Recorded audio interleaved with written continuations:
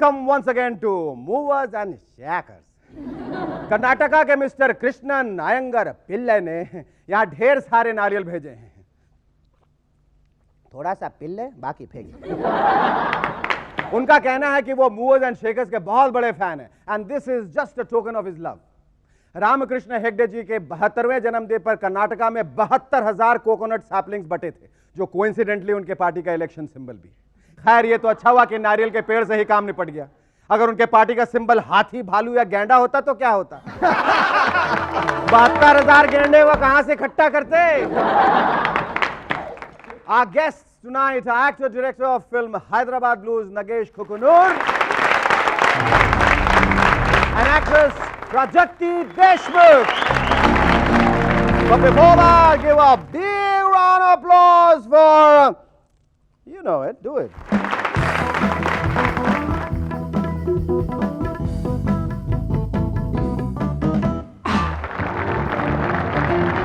Welcome back to M&S once again. इन दिनों अगर आप साउथ के मशहूर डायरेक्टर वी.आर. नायडू को मिलना चाहें तो वो आपको सिर्फ जयललिता जी के घर के बाहर हाथ में अपनी फिल्म की स्क्रिप्ट लिए खड़े नजर आएंगे।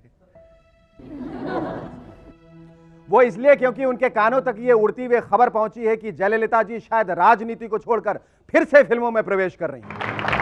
पता चला है कि पाकिस्तान अपनी रवि रिवर का रुख जबरदस्ती 5 फीट 6 इंच मोड़ने पर तुली हुई है। अरे भाई साहब, यहां 1 साल से हम अपने रवि राय साहब को अपने सीरियल में थोड़ा बहुत डायलॉग्स डालकर सीरियल का रुख बदलने में कामयाब नहीं हो पाए, तो आप पूरी की पूरी नदी का रुख बदलने में कामयाब कैसे हो पाएंगे?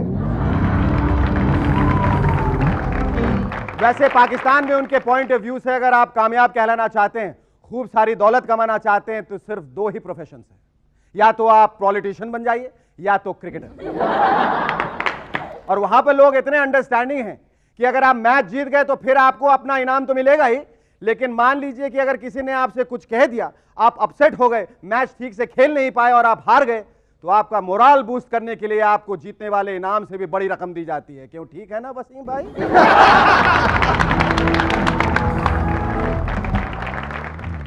क्या आपने कभी इस बात पर गौर किया है कि रेलवे पटरियों के पास जितनी भी बिल्डिंग्स हैं उनकी पॉपुलेशन डेंसिटी बहुत होती है? ऐसा क्यों? इस गुत्थी को सुलझाने के लिए मूवर्स एंड शेकर्स ने एक कमेटी बिठाई और यह है उसकी रिपोर्ट। रोज सुबह 5 बजे रेलगाड़ी जोरों से अपना हॉर्न बजाते हुए लोगों की नींद खराब करते हुए निकल पड़ती है। उफ, ये कमबख्त ट्रेन सोने भी नहीं देती। अब सुबह 5 बजे उठकर लोग तो दफ्तर जा नहीं सकते, और अगर सोने की कोशिश करें तो फिर से नींद भी नहीं आती। तो सुबह 5 बजे पड़े पड़े आदमी करे तो क्या करे? कहीं अपने लालू जी का भी घर रेलवे पटरी के पास तो नहीं है ना? वैसे अपने लालू जी आजकल बहुत ही परेशान हैं। उनका कहना है कि शाहजहां ने तो मुमताज के लिए पूरा का पूरा ताजमहल खड़ा कर दिया और किसी ने चूं तक नहीं की, और अगर हमने अपनी रबड़ी के लिए double door Frost free fridge और माइक्रोवेव का खरीद लिया तो हमारे घर पे पूरी की पूरी सीबीआई पहुंच गया। अरे सीबीआई वाले क्यों नहीं समझते कि अब रबड़ी जी इतना कमा लेती हैं कि हम हमारे पूरे तबला का भी एयर कंडीशन करवा सकता हूं।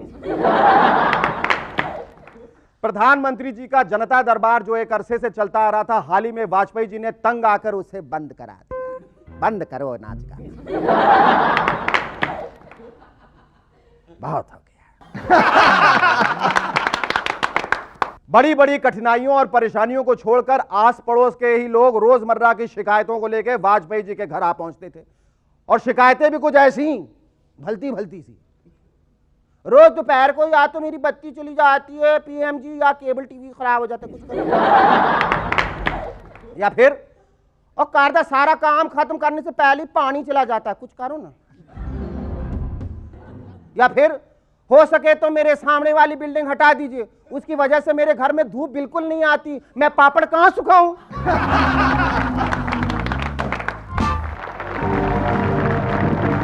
Welcome back to M&S once again. दोस्तों, झड़ते हुए बालों में और नेताओं की कुर्सियों में कोई ज्यादा फर्क नहीं होता। आज है, शायद कल ना हो। इसी बात के डर से मिनिस्टरों ने कुछ ना कुछ हटके करने का फैसला किया है ताकि उनकी साइड इनकम भी बनी रहे। कल्याण सिंह जी ने तय किया है कि असेंबली में बैठे बैठे वो पहली और दूसरी कक्षा के बच्चों को ट्यूशन दें। घरों के बारे में इंटेंसिव नॉलेज रखते हुए प्रमोद महाजन जी हर संडे और बैंक हॉलिडे पर एस्टेट एजेंट की भूमिका निभाते। बहुत दूर की ना सोचते हुए दिवाली सीजन के लिए जॉर्ज फर्नांडिस जी ने घर में ही फुलझड़ियां और पटाखे बनाने शुरू कर दिए। सुखराम जी पहले यूनियन टेलीकॉम मिनिस्टर रह चुके हैं, तो उस एक्सपीरियंस के बुनियाद पर वो एक STD ISD PCO booth centre खोल रहे हैं। और चूंकि उमा भारती जी यूथ अफेयर्स के बारे में काफी नॉलेज रखती हैं, इसलिए उन्होंने इन सारे अफेयर्स को लाइसेंस देने के लिए एक मैरिज ब्यूरो खोलने का फैसला किया है। और that's the way you do it. अब आप भांगड़ा डांसिंग के किसी भी चैलेंज से निपटने के लिए पूरी तरह से तैयार हैं।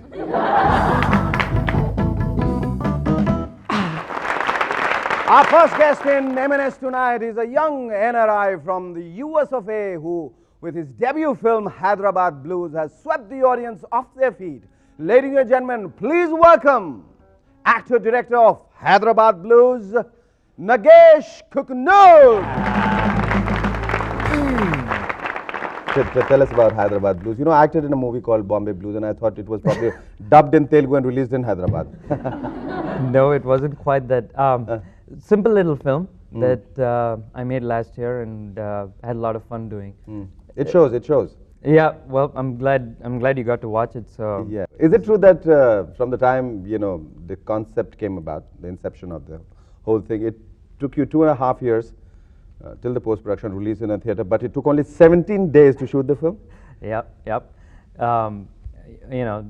I went through all the phases that every filmmaker goes through, begging for money and being rejected, because the first question was, does your film have any songs? And yeah, of course it doesn't. Does it have Shah Rukh Khan? Exactly. Okay. So kya aapne to art picture bana di, that was the so, and I was not trying to make an art film. Anyways, the whole 2.5 years that it took to finally get a release, there's very little translation in terms of recognition, but the stupid 17 days that I spent in front of the camera, I get recognized more often as an actor than I do as a filmmaker. Yes. Well, that obviously is going to take a little time. Which is not fair. Which is not fair. I know. There's a lot of hard work that's gone into making a film. Okay, I don't know, but there was what I felt that you made profanity look acceptable. How did you manage that? How did you get through to the censors? Fought them for 4 months. They Fought? won't. Yeah. Okay, I heard something else. No. I wouldn't dare use that on this program. All right. But I'm glad you said made it acceptable. Yes, because candidly speaking, when for the first time you used one of those phrases in the film, I was like, oh my God, where have I come? And how did they get away with you using such a language? The unfortunate part is the censors think that only derelicts use bad language, and you're morally low if you cuss, which is completely. I mean, it's such a part of our day-to-day life. Yeah. I don't mind that A rating as long as Yeah. And when 3 guys sit around and talk, I mean, seriously. But then there are a whole lot of other things besides what they do and what they said. And you tried. I said, do you think your film's going to start a trend where finally, eventually, I foresee that the villain is, or the hero is walking up to the villain and saying, Teri maan. You think it's going to start something like that? You think it's a very healthy trend? I have no problem, because I think as an adult you should be allowed to make your own decisions. I don't think anyone should govern it. But censorship in India is a completely different matter when you're dealing with a lot of people who use films as a point of reference for everything they do in life. But you think the censors have dual standards here in India? Yeah, clearly.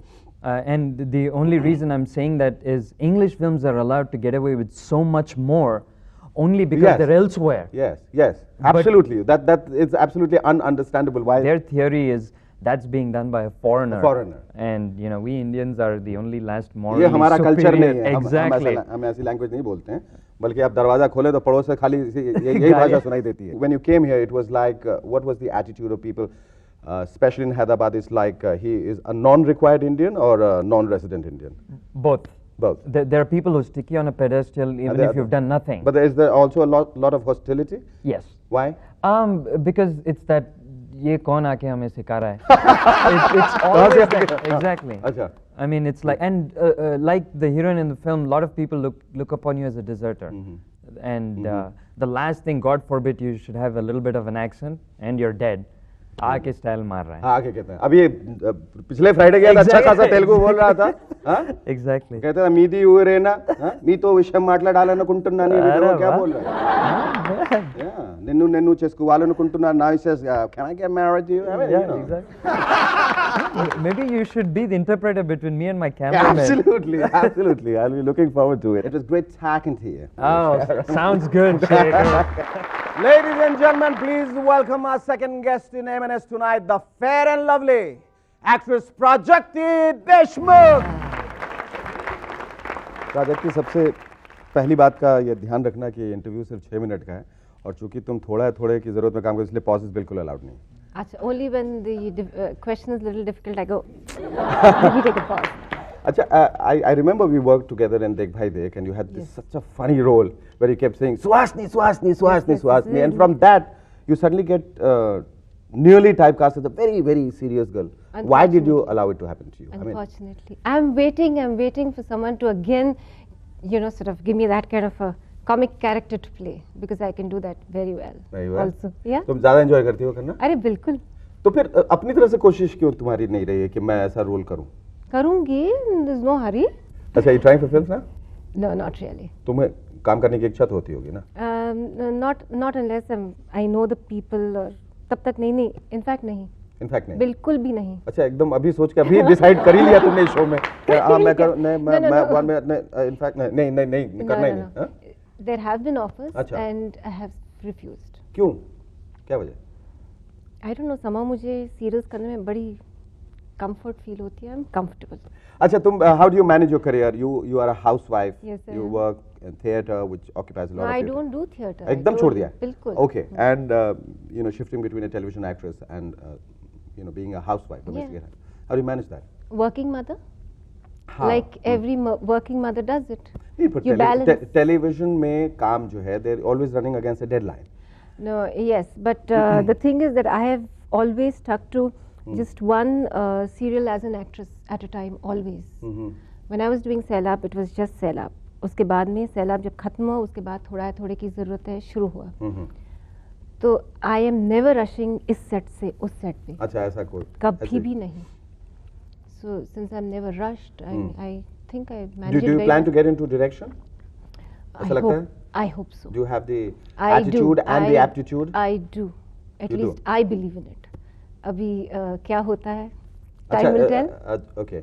Now, if you decide on a script and if there's a very good role which you think someone else can play it better than you, would you still cast yourself in that role, or I would never. or would you give? Huh? No, I would never cast myself. No? And especially if I'm going to be. How would you sitting in resist that temptation? ये role तो मैं करती तो ज़्यादा अच्छा था, लेकिन वो मुझसे अच्छा कर सकती है, मैं क्या करूँ? No.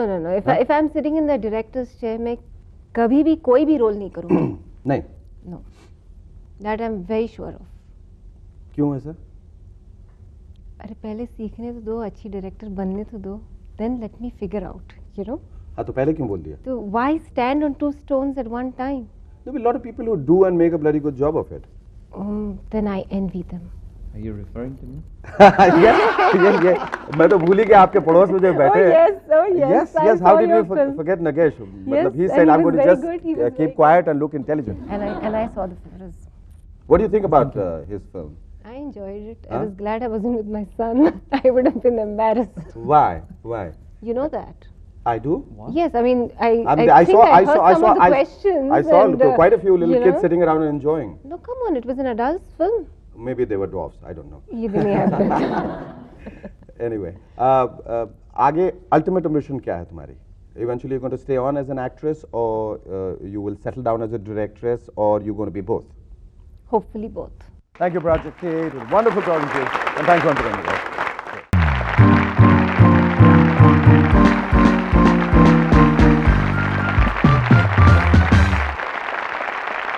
नमस्ते, आदाब, सत श्री अकाल एंड पपी टू ऑल. नहीं, आप गलत नहीं समझे.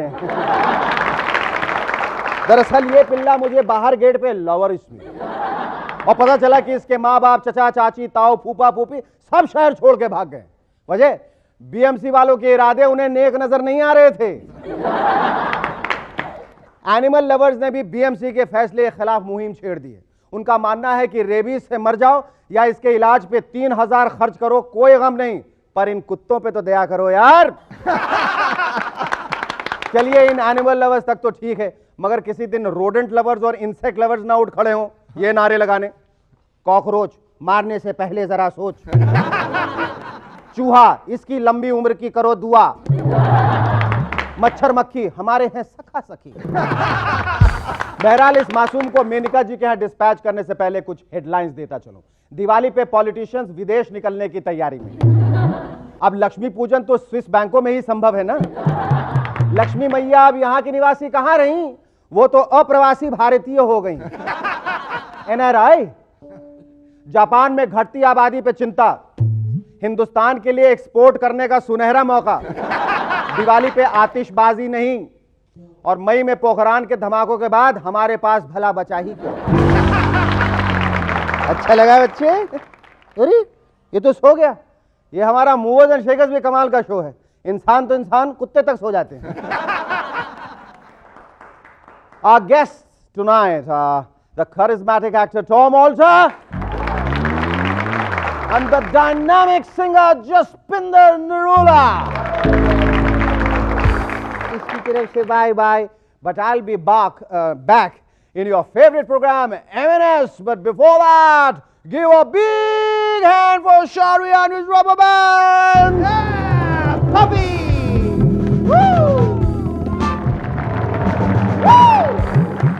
Welcome back to M&S once again। दोस्तों मूवर्स एंड शेकर्स पे दुआएं खुदा की, मर्ज बढ़ता गया ज्यों ज्यों दबा की। आओ आओ आओ। इसीलिए तो अब हमें आपको एक हफ्ते में 3-3 खुराक देनी पड़ रही है, हर मंडे, वेडनेसडे और फ्राइडे को। Laughter is the best medicine भाई, क्या करें। इसीलिए कई शहरों में लाफिंग क्लब्स खुल गए हैं, जहां सुबह सुबह लोग हंसते हैं और आसपास के देर तक सोने वाले रोते हैं। क्या आप बता सकते हैं what is the difference between a laughing club and movers and shakers? What? Laughing club में लोग बिना बात में हंसते हैं और मूवर्स एंड शेकर्स में लोग बात बात में हंसते हैं। Touch wood. आज एडवर्टाइजिंग ने हमारे समाज के ऊपर काफी असर दिखाना शुरू कर दिया। तभी तो एक खंबे पे चढ़ा इलेक्ट्रिशियन नीचे खड़े अपने असिस्टेंट से बजाय पेचकस यानी स्क्रू ड्राइवर के वीजा कार्ड मांगता है। ये पकिया जरा वीजा कार्ड ऊपर फेंक, कनेक्शन लूज हो गया, टाइट करना। अब वो दिन दूर नहीं जब कॉलेज में लेक्चर्स पढ़ाते पढ़ाते लेक्चरर अचानक रुक जाएंगे, बोलेंगे अब एक छोटा सा कमर्शियल ब्रेक। बच्चों अगर इस सब्जेक्ट में तीर चलाने हो तो तुरंत ज्वाइन कीजिए मेरी प्राइवेट ट्यूशंस। वाजिब दाम में कम पढ़ाई से ही बेहतरीन नंबरों में पास होने की पूरी गारंटी। सीट्स कम है, जल्दी कीजिए। बस में कंडक्टर थोड़ी थोड़ी देर के बाद यात्रियों को सूचित करता नजर आएगा। जुहू से बैंड्रा तक की इस यात्रा के प्रायोजक हैं रबर वाटिका तेल, मार्ले जी और मिसले। जिस तेजी से क्रिकेटर्स अब मॉडल्स बनते जा रहे हैं, ऐसे में अब क्रिकेट के मैदान में ड्रिंक्स वाले कम नजर आएंगे और बॉयज ज्यादा नजर आएंगे। कंघी और आईना लिए हैं। हर ओवर से पहले टचअप जरूरी होगा। दिखा यार ठीक से।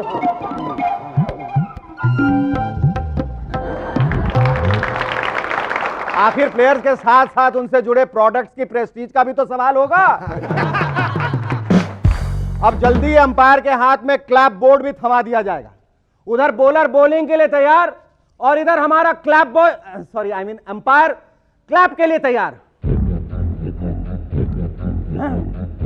16/2 टेक 1। यानी 16 रन पे 2 आउट और ओवर की पहली गेंद। मैच बुरी तरह हार जाने के बाद स्टेडियम में आवाज गूंजेगी, करारी हार के आंसू कैस्पर नैपकिन से पोंछे, बहते आंसू ज्यादा सोके घंटों देर तक। अब तो हारने का पता ही नहीं चलता।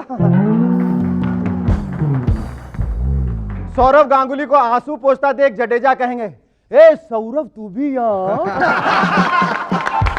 जरूरत सभी की कैस्पर नैपकिन। अब जरा इमेजिन कीजिए चॉकलेट की नई एडवर्टीजमेंट जिसमें प्रमोद महाजन साहब जयललिता जी के लिए ये गाते दिखेंगे, Blackberry, a gift not for any Tom, Dick and Harry. Forget Tom, Dick and Harry. हरी जल्दी कीजिए, ढूंढिए उस आदमी को जिसकी तलाश सभी को है। नमस्ते, my name is doctor Jhunjhunwala और आज मैं आपको बताने जा रहा हूं कि एक सक्सेसफुल डॉक्टर कैसे बना जाता है।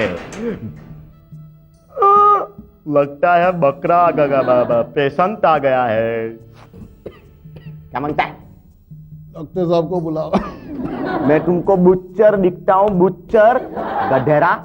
मैं डॉक्टर झुनझुनवाला हूँ, MBBS, MD, ED, ESPN।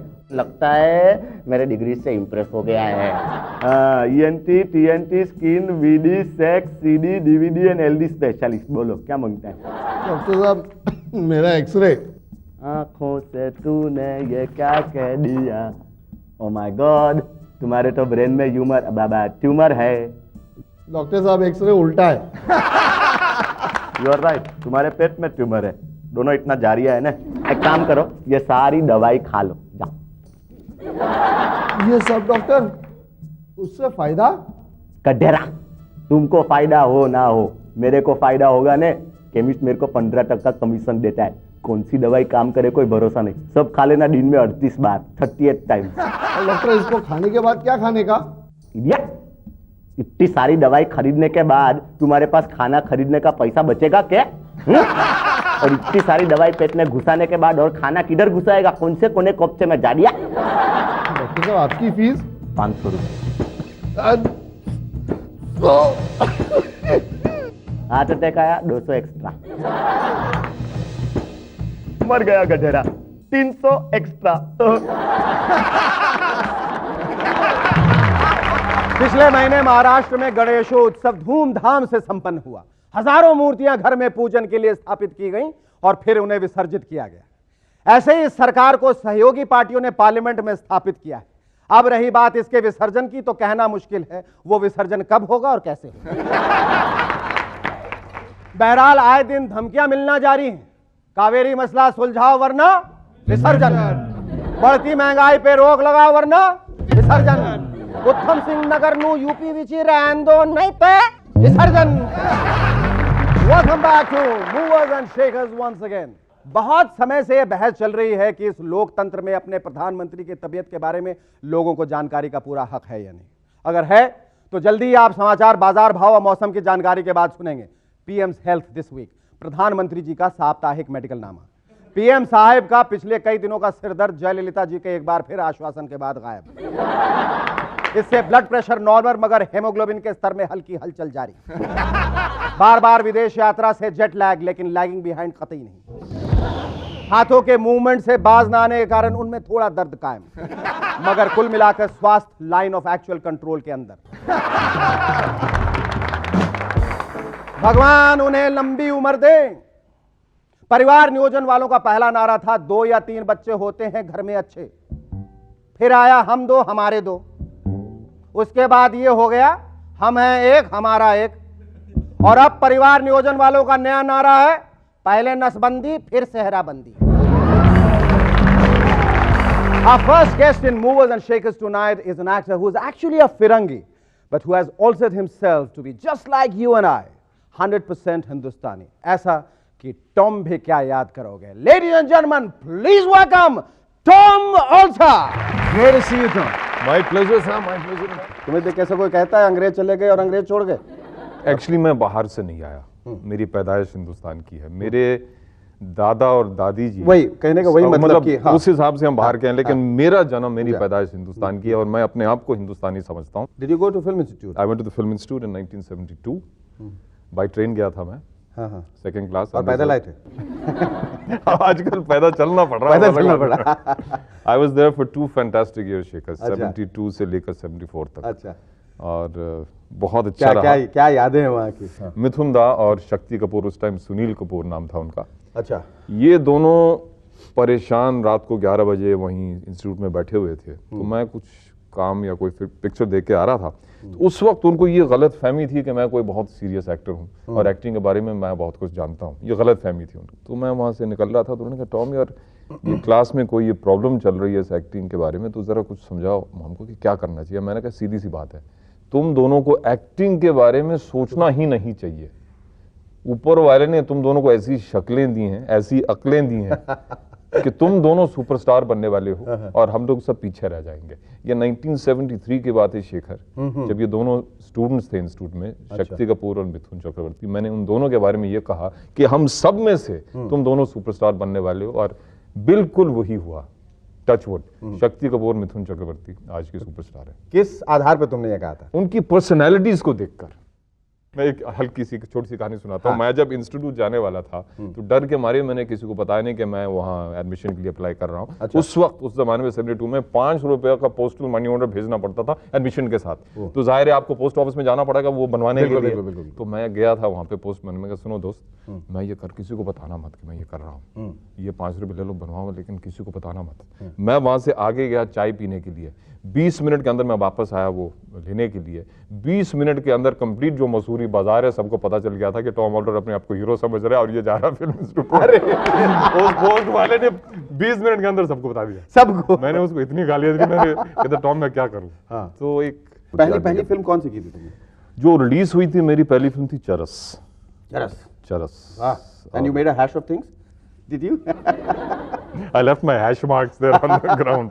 No, in fact, नाम था चरस। मैं एक उसमें जो मैंने रोल किया था, that was एक इंटरपोल इंस्पेक्टर का रोल किया। तो मैं एक्चुअली हैश के खिलाफ था, या हैश की तलाश में था वो पकड़ने के लिए। It was a lovely experience. Ramanand Sagar directed it. अच्छा। And I'm very grateful to him because he really gave me my very first break. But in that particular film, because Dharamji was the hero and Hema Ji was the heroine, and उनका romance उस time अरूज पे था, it was a tremendous experience for me. For a first film to be with Dharamji and with Hema Ji was fantastic. Did you watch the ongoing romance? 100%. बताओ। Makeup room में हम दोनों, मैं इस makeup room में और बगल वाले मेकअप रूम में ये दोनों थे। अच्छा। और बीच में ये अपने इसमें नटराज में तो बीच में एक विंडो, इतनी सी एक विंडो थी, स्लाइडिंग विंडो। अच्छा। तो मैं यहाँ बैठा हुआ था, वो दोनों उसमें। तो रोमांस तो चल ही रहा था। रोमांस में मजबूरन जो होता है वो बस हो ही जाता है।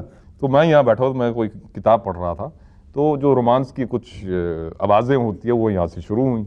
मसलन कुछ हेलो हाउ आर यू, वो अच्छा, उस तरह वो तो शुरुआत। अच्छा, उसके बाद मैं क्या करूं, मैंने कहा अगर मैं दरवाजा खोलूं तो उनको पता चलेगा मैं यहाँ हूँ। तो सडनली वो जो स्लाइडिंग विंडो थी, इतनी सी थी वो खुली फटाक से। और ये धर्मजी और ये दोनों हेमा, ये दोनों मुझको यूं देख रहे झांक के। मुझे लगा सिर्फ धर्मजी खोलेगा, बोलेंगे कुत्ते। वो बोलने की जरूरत नहीं, मैं वहां से भाग गया। नटराज स्टूडियो। अच्छा। They are religious fanatics, but I believe and I've been told that you are also a sports fanatic. Shekhar, you heard absolutely correct. I am a real, मैं actually सच कहूँ तो मैं गलती से इस लाइन में आ गया हूँ। I am a sports fanatic since the day I was born. That's very sporting of you to say. Supporting spirit. So there's a very dear friend of mine, Varinder Saini, who's a cameraman. He and I were together in the Film Institute. He's also a sports fanatic. तो हमने एक बार एक programme बनाने की कोशिश की about Indian sports. And I try to एक programme बना था special area games by the government of India through the sports authority. वो लोग क्या करते थे कि देहात में जाके, विलेजेस में जाके, पहाड़ों में जाके, they used to find sporting talent which had never been touched. एक मिसाल देता हूँ, लिम्बा राम एक नाम आपने शायद सुना होगा, ये आर्चर है। बिल्कुल सुना। He lived in a village in Rajasthan. वहाँ बिजली ही नहीं है। अच्छा, they used to use bow and arrows to kill animals to protect their fields. तो ये लोग क्या करते थे स्पेशल गेम्स वाले, they used to go into these areas, pick up talented people like Limba Ram, take them to Delhi, and they were given coaches from Russia, modern bow and arrow. और ये लिम्बा राम जो 1986 में राजस्थान के एक गांव में पड़ा हुआ था, 1988 ओलंपिक्स में उस आदमी ने हिस्सा लिया इंडिया के लिए, 1988 ओलंपिक्स में। ग्रेट। दोस्तों, मूवर्स एंड शेखर्स में आज हमारी दूसरी विशिष्ट मेहमान एक ऐसी खूबसूरत गायिका हैं जिन्हें आप एक बार देख लें और जिनकी आवाज एक बार आप सुन लें तो आप सिर्फ यही कहेंगे कि प्यार तो होना ही था। I wish she was my lady and I was her man. Ladies and gentlemen, please welcome Jaspinder Narula. ये जो सोर्स ऑफ एनर्जी, ये इंस्पिरेशन, ये कहाँ से, ये मतलब कुदरती है या आपने ये रियाज? पहली बात है, आपने जवाब मेरा खुद दे दिया तो मैं नहीं कहूंगी। इतना अच्छा जवाब जो आपके मुंह से आ सकता है मैंने दे दिया। अच्छी अच्छी बातें आप खुद ही कर लेते हैं, अब हमसे क्या पूछेंगे। हम तो सिर्फ लाजवाब हैं, नहीं कुछ कहेंगे। नहीं आपके सामने नहीं, बिल्कुल आप कहेंगी भी और बहुत ढेर सारे गाने भी गाएंगी आप। ये आपका सफर कहाँ से शुरू हुआ, कैसे? Have you been in India right from the beginning? Oh yes, very much, I am very much from India. हम आपको देखते रहे हैं टीवी पर, बहुत सीरियल्स में देखते रहे हैं, बचपन से देखते रहे हैं, वो कबूतर तोते उड़ाते हुए जी हाँ, आपको। जी हाँ, जी हाँ। तो ऐसा ये मुझसे कुछ पूछ नहीं रहे थे कि आपकी जवानी का क्या राज है। मैंने कोने में आया कहा, मैं जवानी का राज ये है कि मैं वाकई जवान हूँ। Anyway, ये तो राज की जानी है। और मेरे, क्योंकि मेरी फैमिली में म्यूज़िक है, मेरे फादर म्यूज़िक डायरेक्टर हैं, मदर मेरी बहुत ज़बानों में गाती रही हैं फोक म्यूज़िक, तो उन्होंने मेरे अंदर उनसे आया। और फिर जब उन लोगों को पता चला कि मैं गा सकती हूँ और जिस तरह का मैं गाती थी, तो उन्होंने फटाक से मेरे साथ मेहनत शुरू कर दी कि नहीं, ये तो वेस्ट होने वाली चीज़ नहीं है, इसको तो ये छुपने वाली चीज़ भी नहीं है और हमको वेस्ट भी नहीं करनी है। उनको इस चीज़ की समझ थी, तो मुझे पहले दिन से रियाज शुरू हो गया मेरा। और करते करते दूरदर्शन पर पहले दिन ही मुझे ले जाया गया और वहाँ पर बच्चों के प्रोग्राम में गाना गवा दिया गया। बुल्ले शाह की काफ़ी मैंने गा दी और वहाँ से बस ये सिलसिला शुरू हो गया। अमेरिका, जो हजारों साल करोड़ों साल तक खत्म हो, ऐसे हमारे भगवान से दुआ। बिल्कुल, और नहीं होगा जितनी प्रतिभा आप में है। प्यार तो होना ही था। जो इनिशियल अट्रैक्शन है फिल्म की, वो गाने की वजह से ज्यादा रही। ये कहाँ तक सही? बहुत घबरा रही थी कि मैं थिएटर जाऊं कि ना जाऊं देखने। तो मुझे अजय वगैरह ने कहा कि नहीं, हम लोग सब गए हैं देखने, देख के आए हैं थिएटर पे, तो आपको भी जाना चाहिए। तो मैंने बोला ठीक है, मैं भी जाती हूँ देखने। तो मैं देखने गई और मैंने बड़े दुपट्टे को किया हुआ था, फिर भी लोगों ने पहचान लिया। और सब इंटरवल में सब पीछे मुड़ मुड़ के देख रहे थे। तो बोले कि फिर कई लोगों ने बड़ी हिम्मत करके मुझसे कहा कि हम आपका गाना सुनने आए थे और वो तो मिस हो गया। तो मुझे अच्छा लगा, बिल्कुल। लेकिन मैंने कहा कि मैं भी अपनी पहली फिल्म जब देखने गया था, तो मुझे लोगों ने कहा ये देखो कपड़े वपड़े फाड़ते, मुंह दिखा। मैं सूट उट से मुंह छिपा के बैठा था। इंटरवल में आवाज आई, वैसे ही ज्यादा अच्छे लगते हो।